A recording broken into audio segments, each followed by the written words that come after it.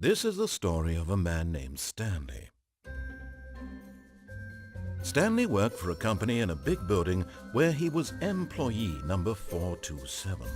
Employee number 427's job was simple. He sat at his desk in room 427 and he pushed buttons on a keyboard. Orders came to him through a monitor on his desk, telling him what buttons to push, how long to push them, and in what order. This is what employee 427 did every day of every month of every year. And although others might have considered it soul-rending, Stanley relished every moment that the orders came in, as though he had been made exactly for this job. And Stanley was happy. And then one day, something very peculiar happened. Something that would forever change Stanley. Something he would never quite forget. He had been at his desk for nearly an hour when he realized that not one single order had arrived on the monitor for him to follow. No one had showed up to give him instructions, call a meeting, or even say hi. Never in all his years at the company had this happened, this complete isolation. Something was very clearly wrong. Shocked, frozen solid, Stanley found himself unable to move for the longest time. But as he came to his wits and regained his senses, he got up from his desk and stepped out of his office.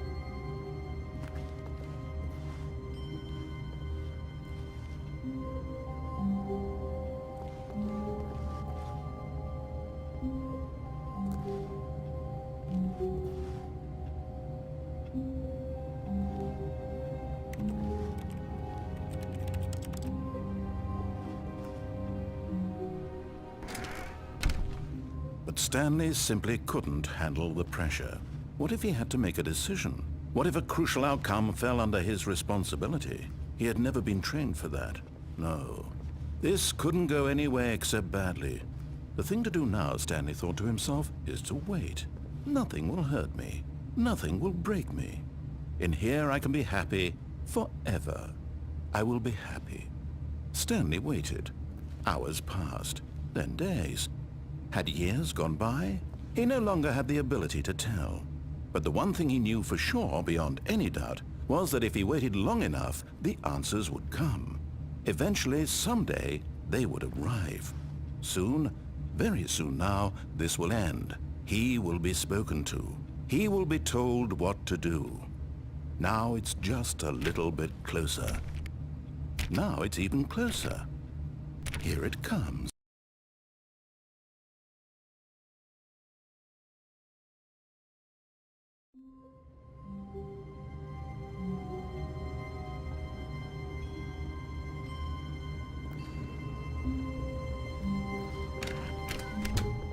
But Stanley simply couldn't handle the pressure.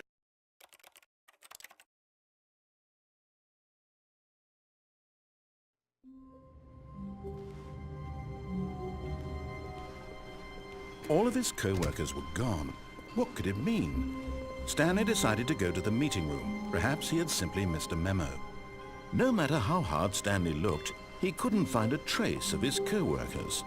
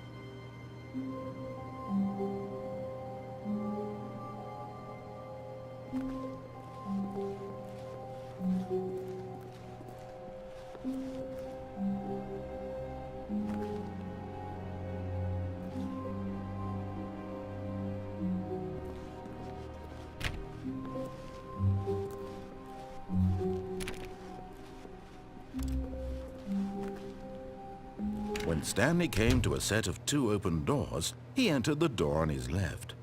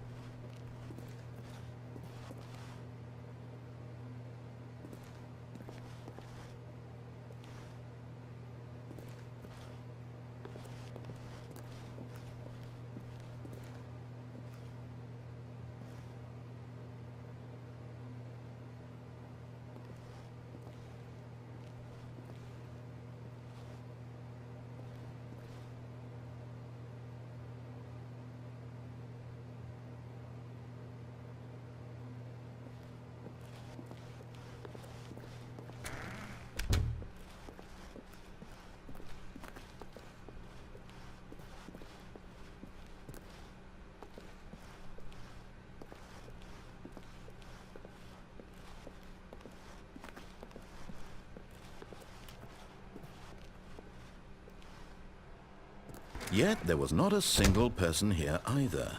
Feeling a wave of disbelief, Stanley decided to go up to his boss's office, hoping he might find an answer there.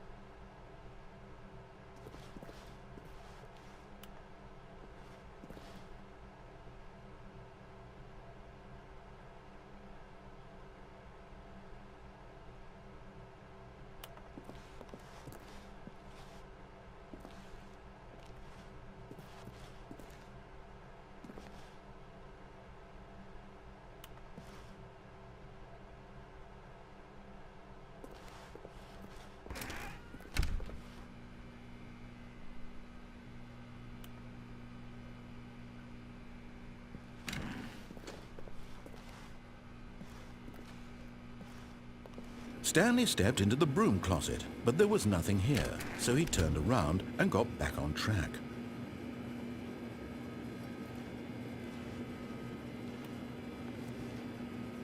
There was nothing here. No choice to make, no path to follow, just an empty broom closet. No reason to still be here.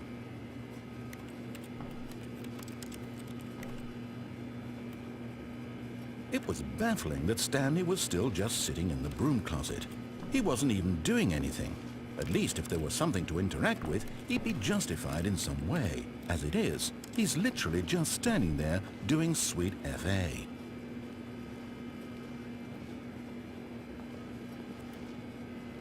Are you really still in the broom closet? Standing around doing nothing? Why? Please offer me some explanation here. I'm genuinely confused.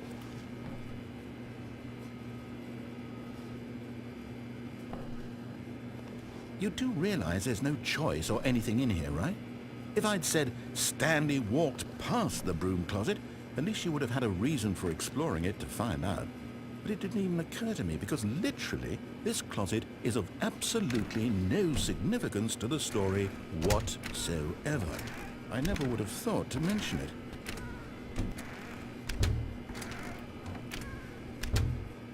maybe to you this is somehow its own branching path. Maybe when you go talk about this with your friend, you'll say, "Oh, did you get the broom closet ending? The broom closet ending was my favorite." I hope your friends find this concerning.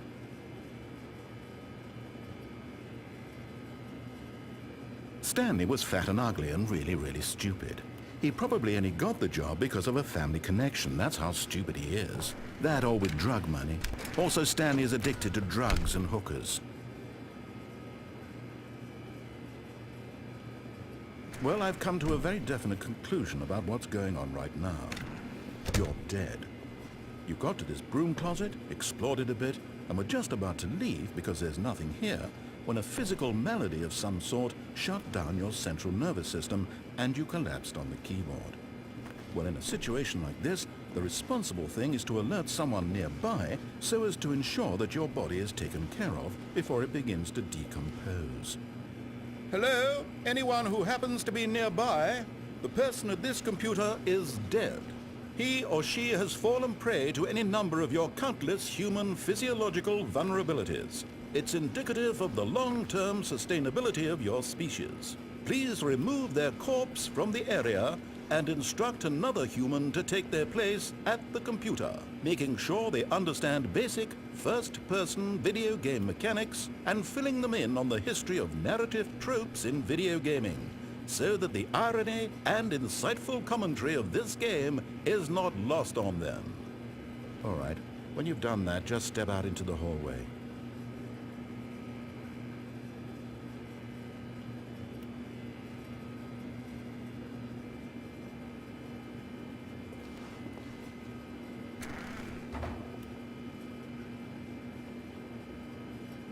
Ah, second player. It's good to have you on board. I guarantee you can't do any worse than the person who came before you. Coming to a staircase, Stanley walked upstairs to his boss's office.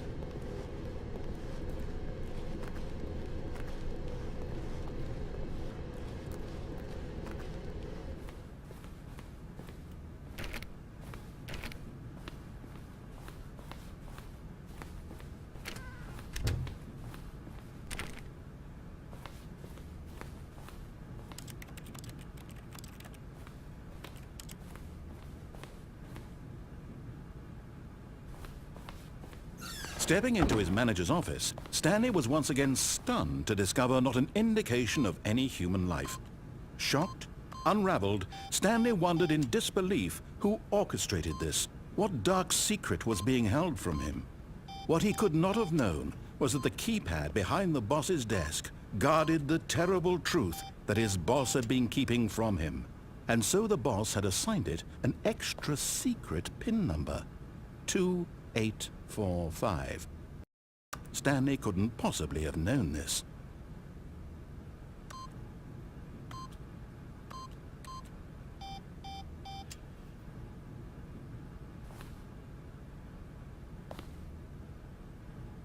Stanley just sat around twiddling his thumbs. Trying to input anything on the device was useless, since he could never possibly know that the combination was 2845. Yet incredibly, by simply pushing random buttons on the keypad, Stanley happened to input the correct code by sheer luck. Amazing. He stepped into the newly opened passageway.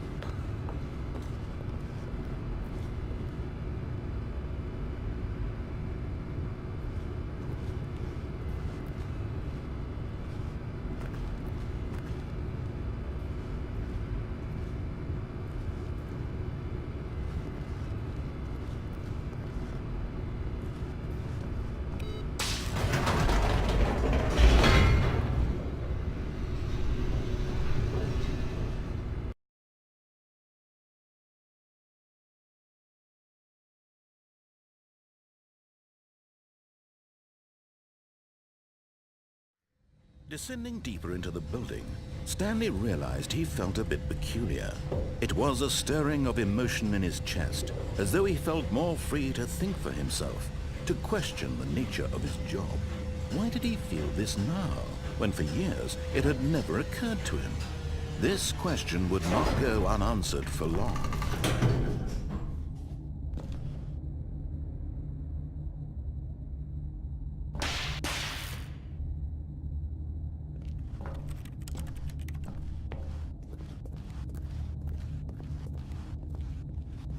Stanley walked straight ahead through the large door that read Mind Control Facility.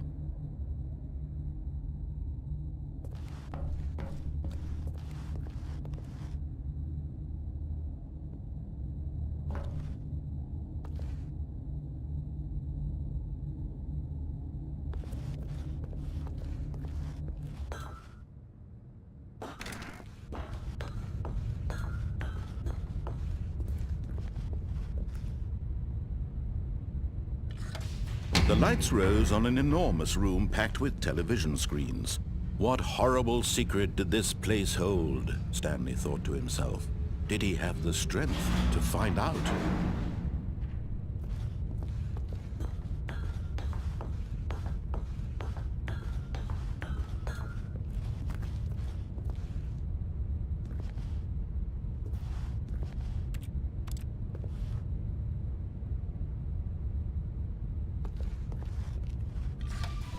Now the monitors jumped to life, their true nature revealed. Each bore the number of an employee in the building, Stanley's co-workers. The lives of so many individuals reduced to images on a screen, and Stanley, one of them, eternally monitored in this place where freedom meant nothing.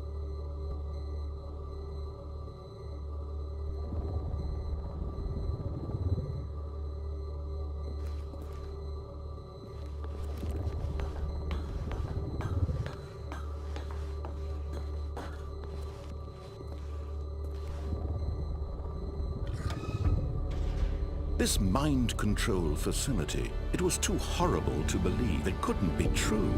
Had Stanley really been under someone's control all this time? Was this the only reason he was happy with his boring job? That his emotions had been manipulated to accept it blindly?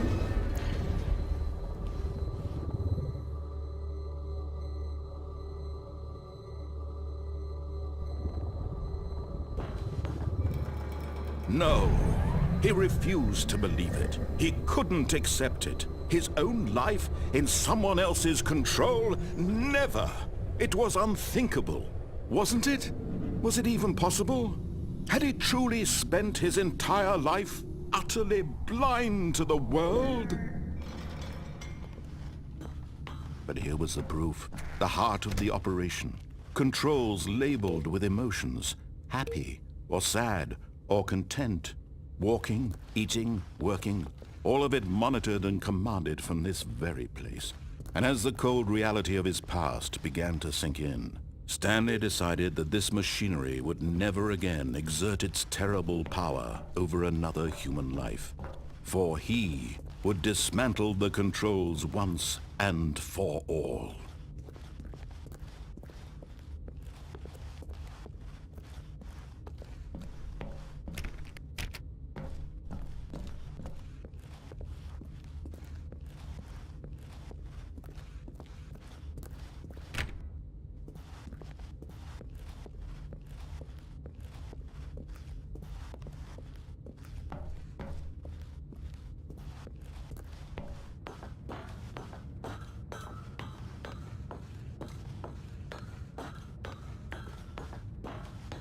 And when at last he found the source of the room's power, he knew it was his duty, his obligation, to put an end to this horrible place and to everything it stood for.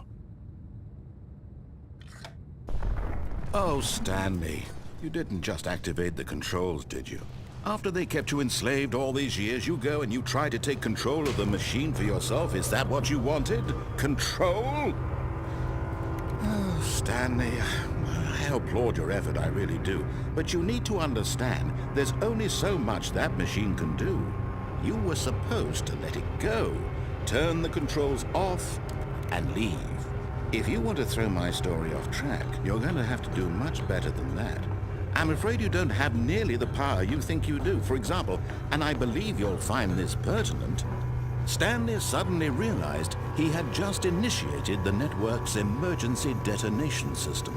In the event that this machine is activated without proper DNA identification, nuclear detonators are said to explode, eliminating the entire complex. How long until detonation then? Let's say, 2 minutes. Now this is making things a little more fun, isn't it, Stanley? It's your time to shine. You are the star. It's your story now. Shape it to your heart's desires. Oh, this is much better than what I had in mind. What a shame we have so little time left to enjoy it. Mere moments until the bomb goes off. But what precious moments each one of them is. More time to talk about you, about me, where we're going, what all this means. I barely know where to start. What's that? You'd like to know where your co-workers are? A moment of solace before you're obliterated? All right, I'm in a good mood. You're gonna die anyway. I'll tell you exactly what happened to them. I erased them. I turned off the machine. I set you free. Of course, that was merely in this instance of the story. Sometimes when I tell it, I simply let you sit there in your office forever, pushing buttons endlessly and then dying alone. Other times, I let the office sink into the ground, swallowing everyone inside, or I let it burn to a crisp. I have to say this, though, this version of events has been rather amusing. Watching you try to make sense of everything and take back the control wrested away from you, it's quite rich. I almost hate to see it go. But I'm sure whatever I come up with on the next go-around will be even better. My goodness, only 34 seconds left. But I'm enjoying this so much. You know what? To hell with it. I'm going to put some extra time on the clock, why not? These are precious additional seconds, Stanley. Time doesn't grow on trees. Oh dear me, what's the matter, Stanley? Is it that you have no idea where you're going or what you're supposed to be doing right now? Or did you just assume when you saw that timer that something in this room was capable of turning it off? I mean, look at you. Running from button to button, screen to screen, clicking on every little thing in this room. These numbered buttons, no, these colored ones. Or maybe this big red button, or this door. Everything, anything, something here will save me. Why would you think that, Stanley? That this video game can be beaten? Won? Solved? Do you have any idea what your purpose in this place is? Stanley, you're in for quite a disappointment. But here's a spoiler for you. That timer isn't a catalyst to keep the action moving along. It's just seconds ticking away to your death. You're only still playing instead of watching a cutscene because I want to watch you for every moment that you're powerless. To see you made humble. This is not a challenge. It's a tragedy. You wanted to control this world, that's fine. But I'm going to destroy it first, so you can't. Take a look at the clock, Stanley. That's 30 seconds you have left to struggle. 30 seconds until a big boom and then nothing. No ending here, just you being blown to pieces. Will you cling desperately to your frail life, or will you let it go peacefully? Another choice. Make it count, or don't. It's all the same to me, all a part of the joke. And believe me, I will be laughing at every second of your inevitable life from the moment we fade in until the moment I say, happily ever after.